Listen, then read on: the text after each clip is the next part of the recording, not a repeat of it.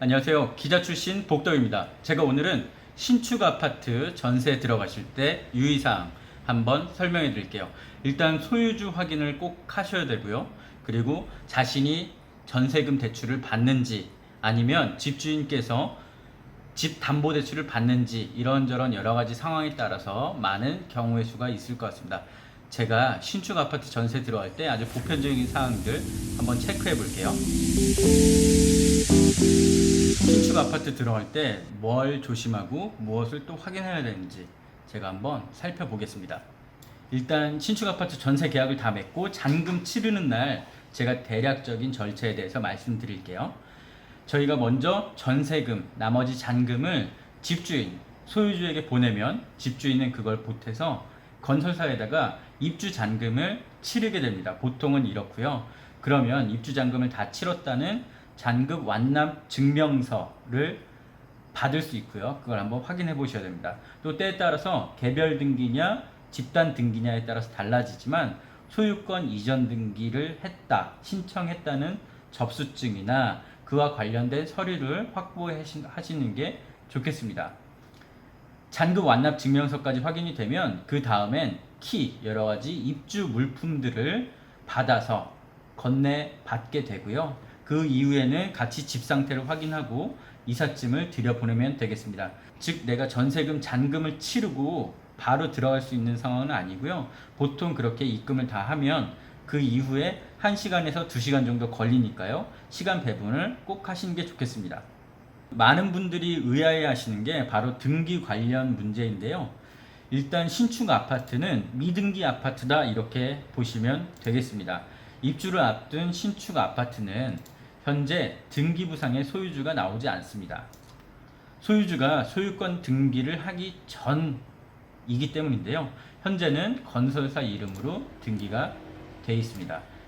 자, 한번 실제 신축 아파트 등기부 등본을 예시로 가져왔는데요. 청라에 있는 한신더휴라는 아파트고요. 보시면 갑구 소유권에 관한 사항, 여기에 소유권 보존이라고 해서 드림파크 개발 주식회사, 즉 건설사라고 보시면 되겠습니다. 여기까지가 끝이고요. 나머지 더 표기된 건 없습니다. 갑구 소유권 없고요. 을구 소유권 없고요. 그래서 현재는 집주인 이름으로 등기부에 표기가 되지 않습니다. 그래서 다른 방법으로 소유자를 파악하셔야 되는데요.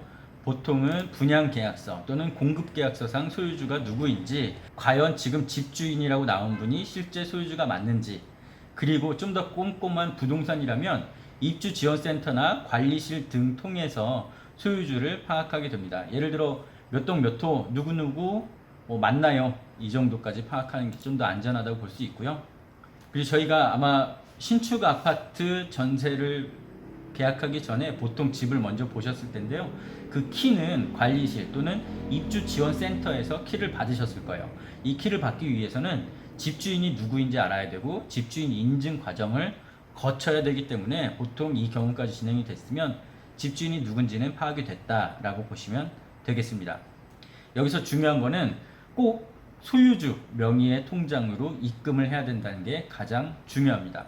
전세 계약금, 잔금 모두 소유주 명의의 통장으로 보내시는 게 좋습니다. 꼭 그렇게 하셔야 되고요. 보통 많은 분들께서 전세자금 대출을 받아서 들어오시는데요. 이 중에서 전세자금 대출이 안 되는 경우가 좀 있습니다. LH 전세 지원 제도나 버팀목 대출, 신혼부부들이 많이 사용하는 버팀목 대출 등은 신축 아파트에서는 받을 수 없는 경우가 많습니다. 아까 말씀드렸듯이 집주인으로 소유권이 넘어가기 전인 미등기 상태의 집이라서 그런데요. 이 경우는 버팀목 아니면 LH 전세 지원 제도 등 못 받는 경우가 있으니까 미리 자신이 받을 대출을 확인해 보시는 게 좋습니다. 은행에다가 아래처럼 여쭤보시면 돼요. 신축 아파트라 내 전세금을 받아서 소유주가 입주 잔금을 치르고 소유권 이전 등기를 한다고 한다. 이런 상황에서 어떤 대출을 받을 수 있냐? 이렇게 여쭤보시면 됩니다. 그리고 대출 신청 가능일이 보존 등기란 게 난 이후에 대출이 가능하기 때문에 이 잔금일을 꼭 몇 월 며칠로 정하는 것보단 전세자금 승인 상황에 따라서 앞뒤로 변경될 수 있음, 이 정도로 계약서에 표기를 해두시는 게 좋습니다. 그 다음으로 보실 것은 안심전세 대출도 안 될 수가 있다는 거. 안심전세라고 아주 좋은 제도가 있습니다. 은행에서 전세금을 빌려주면서 대출해주면서 전세금 반환 보증 보험까지 함께 들어주는 건데요.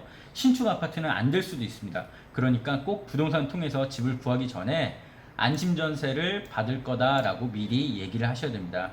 몇 가지 확인할 수 있는 경우가 있는데요.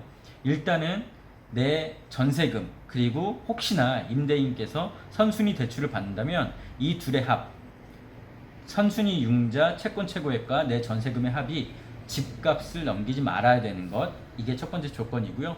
또 그 외에 살펴보면 경우에 따라서는 집주인이 최초 분양자일 것, 아니면 세입자가 같은 직장에서 1년 이상 재직하고 있을 것 등을 요구하기도 합니다. 안심전세를 생각하신다면 아래처럼 한번 여쭤보세요. 안심전세 하고 싶은데 되나요? 그럼 대부분 부동산은 안심전세의 이런 기준들을 알고 있기 때문에 부동산이 파악해 줍니다. 만약에 모르는 부동산이 있다 그러면 그런 것과는 하지 마십시오. 안 하시는 게 훨씬 좋아요. 내가 이 부동산을 가르쳐 줘야 될 수도 있습니다. 그러니까 안심전세를 모르는 부동산이 있으면 그냥 패스하십시오. 그게 좋을 것 같습니다.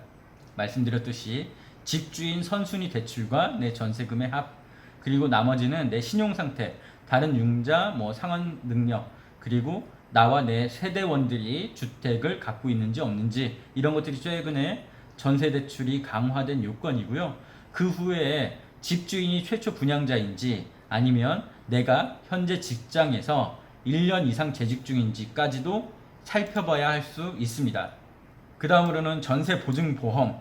요즘 많이들 드시죠. 아마 이 제도가 도입된 지 한 2년에서 3년 정도 된 걸로 제가 기억을 하는데요. 최근에는 전세를 구하면서 거의 다 전세 반환 보증보험을 드는 경우가 많습니다. 하지만 신축 아파트의 경우는 처음에 들어가면서 전세보증보험을 바로 못 들 수가 있어요. 아까 말씀드렸듯이 등기부상에 소유주가 표기되지 않기 때문입니다. 제도가 그렇기 때문에 이건 좀 바뀌어야 하는 제도라고 생각하고요. 그래서 내가 실제 이사 들어가고 몇 개월을 더 기다리셔야 돼요. 여기서 한 가지 중요한 포인트는, 그래서 애초에 내 계약 조건이 집주인 융자가 없는 상태에서 계약 조건이라면 계약서 특약사항에다가 확실하게 표시를 하는 게 좋습니다. 집주인 선융자 없는 상태에서의 계약이고 집주인은 이외에 다른 권리 침해 요소를 만들지 않는다, 이런 식으로 표기를 하시는 게 좋습니다. 그리고 5번은 이제는 아마 거의 없을 것 같아요. 전입을 늦게 한다거나 중간에 주소를 빼거나. 지금까지는 집주인이 전세를 드리면서도 앞선 순위에 융자를 얼마 받는 경우가 있었습니다. 즉 집주인 담보대출 1억 원 그리고 내 전세금 3억 원 이렇게 하는 경우가 있었는데요. 이제는 대출 관련 규제가 바뀌었기 때문에 이런 경우는 거의 없어졌다고 봐도 되지만, 그리고 제가 혹시나 몰라서 써놨습니다. 집주인이 선순위 대출을 받을 경우에 주로 생기는 상황이고요. 이런 경우라면 세입자가 전입을 좀 늦게 한다거나 아니면 아예 전입하고 살다가 중간에 주소를 빼야 할 수도 있어요. 만약에 이런 경우가 된다, 즉 집주인 선융자가 있고 내가 전세금 대출까지 받는다, 그러면 내가 전세금 대출 받을 은행에다가 꼭 확인해 보십시오. 전세금 대출을 받을 경우에 중간에 잠시 주소를 빼도 상관없는지, 전입을 계속 유지해야 되는지, 이 부분을 체크를 하셔야 됩니다. 이 다음은 하자 보수에 관한 얘기인데요. 물건을 사면 AS 기간이 있듯이 집도 무료 AS 기간이 있습니다. 처음부터 꼼꼼하게 지으면 좋지만 내가 살면서 발견하는 하자들이 있고요. 보통은 2년간 AS 기간이 주어집니다. 그래서 첫 세입자의 관리가 아주 중요하죠. 이 AS 기간 동안 하자 보수팀에다가 따로 어떤 하자가 있으니까 고쳐주십시오 라고 말씀을 드려야 돼요. 살면서 불편하거나 망가지거나 오염이 있다거나 뭔가 약간 마음에 걸린다거나 그러면 일단 AS 접수를 해주시면 됩니다. 이 중에 중대한 하자가 있다면 임대인께도 문자나 사진 등을 통해서 알려주시는 게 좋겠습니다. 이렇게 신축 아파트 전세 들어갈 때 주의사항 살펴봤습니다. 아마 지금은 대출 관련 규제가 강화가 되고 일시적 2주택 양도세 또는 취득세 중과 배제 등에 따라서 아마 신축 아파트 전세는 거의 사라질 거라고 봐요. 그렇지만 아직까지도 신축 아파트 전세라는 게 있기 때문에 제가 오늘 한번 짚어드렸고요. 오늘 좋은 시간이 되셨으면 좋겠습니다. 기자 출신 복덕입니다.